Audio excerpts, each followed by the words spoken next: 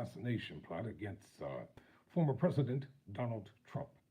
So it all went down in West Palm Beach, Florida, on the Trump golf course. According to the Washington Post, the headline reads, Trump golf course suspect may have been at scene for about 12 hours, according to officials. The armed man in the bushes never fired a shot or got the former president in his sights, officials say. According to the Washington Post, the man is suspected in an apparent assassination attempt against Donald Trump evidently spent nearly 12 hours in the bushes around the former president's golf course before a Secret Service agent spotted his rifle and opened fire, according to a federal criminal complaint unsealed in Florida on this past Monday. Authorities said the suspect did not fire a shot and never had a clear line of sight to shoot Trump. A Secret Service agent protecting Trump, the Republican nominee in the November election, was walking the perimeter of the course Sunday when he saw a gun poking out of the tree line near where Trump was golfing and fired in that direction. No one was injured. Law enforcement officials Monday charged 58-year-old Ryan Wesley Root as a felon illegally possessing a gun, a charge that allows authorities to keep him in custody while they continue to investigate his motives and actions and try to determine whether he had any accomplices. Root fled and left behind his phone, a loaded SKS-style rifle with a scope, 2 bags, and food, according to the complaint. Authorities said at least one of his bags also contained ceramic plates, which are often used as a body armor. How did this man get onto the golf course? And this really has to be, this question must be answered. How did he get there? And what was the Secret Service doing for 12 hours that they did not notice someone was illegally on the former president's golf course? That's supposed to be a place of security, a place of safety, a place where he could go to relax and gather his thoughts and etc.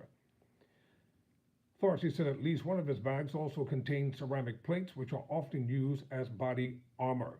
Investigators found the suspect's cell phone number in one of his Facebook posts and were able to quickly track his phone data, which suggested he could have been hiding in the bushes from around 2 a.m. until about 1:30 p.m. when the Secret Service saw him, the complaint said. Around 2 a.m. in the morning. Or isn't the golf course lit? Somebody should have been dealing with the perimeter of the golf course long before the shooter attempted to do what he could not do. And he must be charged to the fullest extent of the law. That is a terrible attempt that he did, and it can't go unanswered.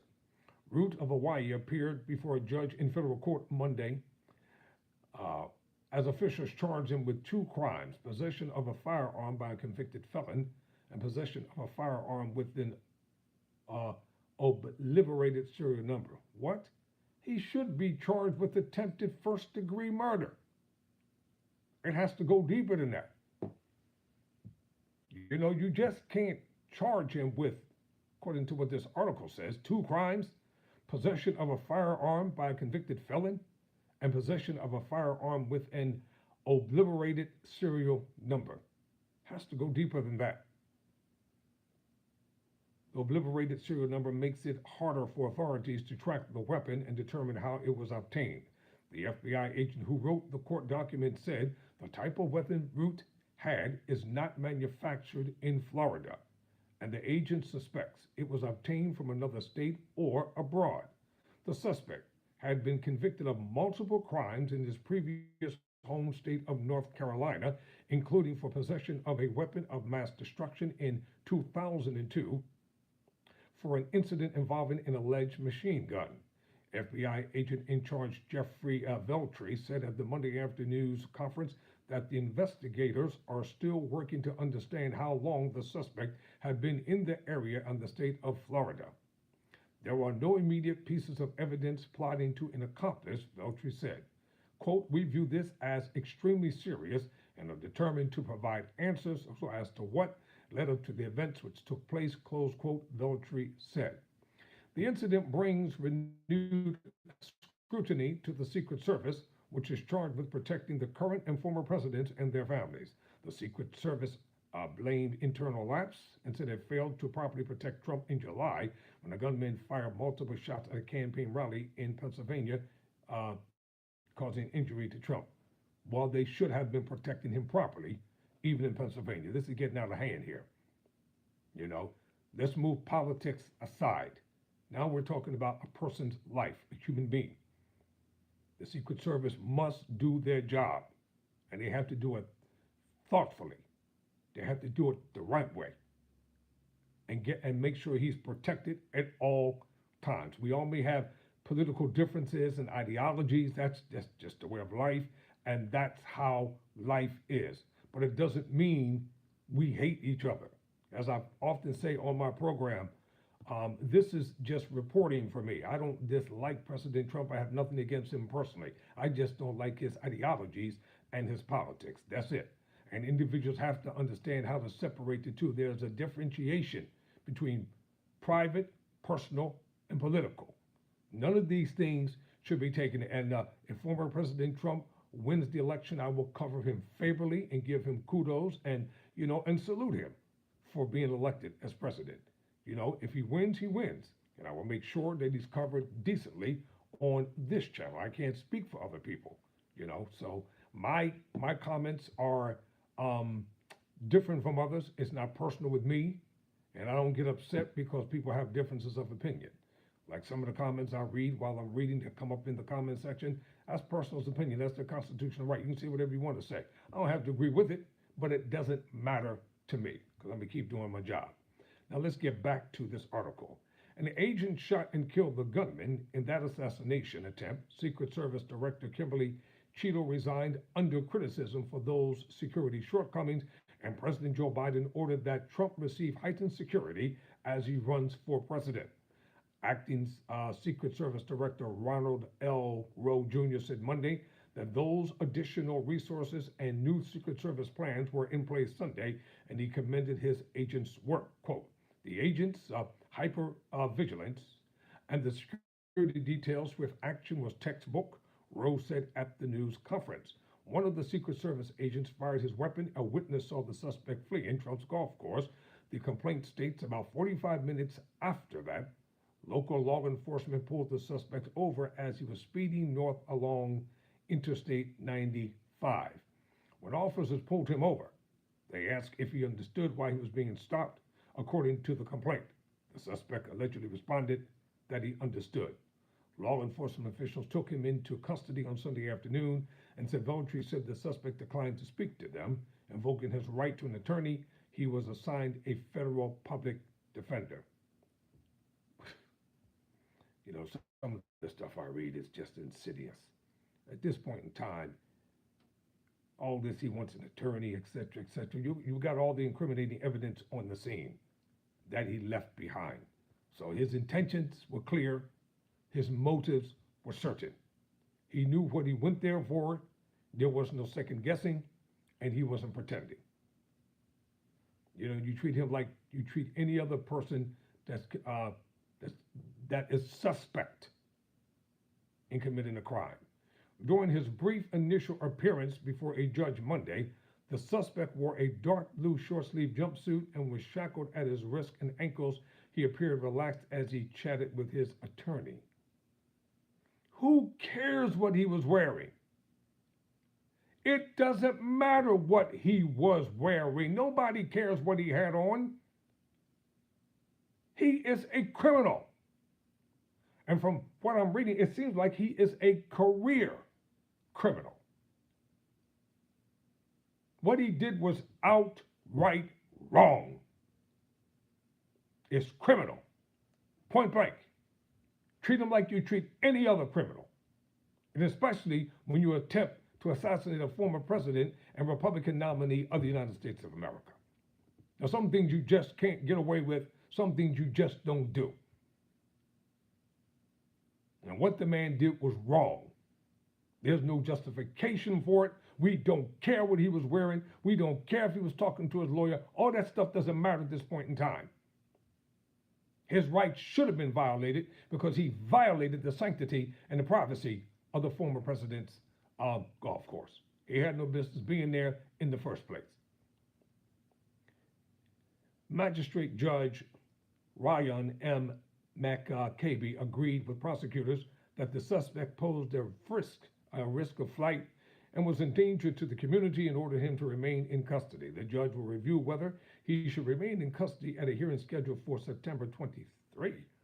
Root is then expected to enter his plea of guilty or not guilty at his arraignment September 30th. Who cares? He should be kept in prison anyway. Bail denied. That's it. No bail. You don't get to come out on bail. You stay in prison. You stay locked up, and you're gonna stay locked up. He should stay locked up for the rest of his life. Going through the ceremonial stuff, that's crap. He doesn't deserve bail. You shouldn't even be having a bail hearing of any kind for this guy. The FBI is leading the investigation. The U.S. Attorney's Office in South Florida is prosecuting the case along with the Justice Department's National Security Division. The federal law enforcement officials have not identified a motive, but they have said they are investigating the incident as a possible assassination plot. That's what it is. Treat it as such. While the initial charges do not accuse the suspect, listen to this, y'all. Seriously, listen to this. While the initial charges, make sure this volume is up. While the initial charges do not accuse the suspect of trying to kill Trump, the ongoing investigation could result in additional charges. Charging him with an attempted assassination could be complicated by the fact that the suspect never fired his weapon on Sunday. What? Are they serious? Serious? Are they serious? This is not even right. This is plain wrong. That's what he should be charged with. Because if this was a black man who had done this, he'd be charged with that and a hell of a lot more, and you and I know it. You cannot treat this man with kid gloves. He must be held accountable. And he must be charged with an attempted assassination on the former president of the United States. He's got to be charged in that order. Bottom line. So charging him with an attempted assassination could be complicated by the fact that the suspect never fired his weapon on Sunday, making it even more critical for investigators to gather any available evidence about his intentions and state of mind. If the case is determined to be an attempted assassination, it would be the second one on Trump in less than 10 weeks. Then God darn it, treat it as such. Because that's what it was. That was the intention of his mind. He doesn't need a psycho analyst to analyze him. He does not even need a psychologist to get into his brain. We don't care about the childhood trauma, whatever he went through growing up. That does not negate the fact that he went down there with the intention to do what he could not get done. That's what he was in the bushes for. And it's just wrong. Outright wrong what he did. Because had that been anybody else, they would not be treating them this way. Now, there are certain things I know about the Constitution, and there are many things I'm learning as a law student. And this is not how you handle this. You arrest him, you charge him, you detain him, you deny bail, you keep him locked up. Win the case and lock him up for life without the possibility of parole. Authorities also discussed the suspect's long history of police encounters. The FBI received a tip in 2019 that he had illegally possessed a firearm as a felon, officials said Monday. When agents questioned the apparent tipster, the person, quote, did not verify, close quote, the initial information, Veltri said. The FBI passed the tip on to local police in Honolulu, but little appears to have come of it.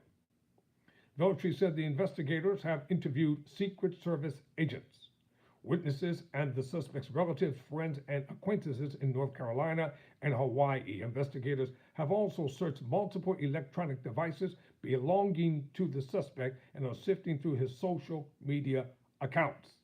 It is abundantly clear what the intentions were. At this point in time, he's not a suspect. He's a criminal. Whether he's convicted or not, he's a criminal. That's what he is. And that is not fair to former President Trump. The man should be safe on his own property at all times. He should be safe in his own home.